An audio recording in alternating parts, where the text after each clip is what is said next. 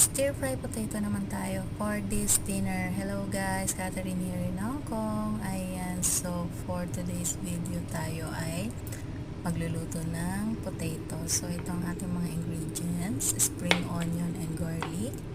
And meron din tayo ditong soy sauce at black vinegar. Ayan guys. So ito lang ang ating mga ingredients guys.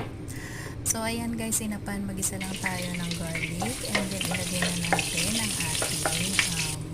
So itong potato guys, nilagay ko natin ng 15 minutes sa loob ng asin para mas crunchy ito.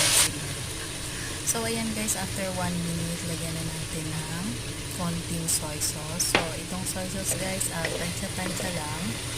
So hindi ako magbibigay ng measurement din sa soy sauce na yan. Basta tansyahin nyo lang guys. Basta hindi lang maalat, hindi lang din sobrang tabang. So ayan guys, nilagyan ko na rin siya ng vinegar. So konti lang guys ang nilagay kong vinegar dahil hindi naman kailangan na maasim dito sa ating stir fry potato. And then after that, nilagay ko na rin ang ating spring onion.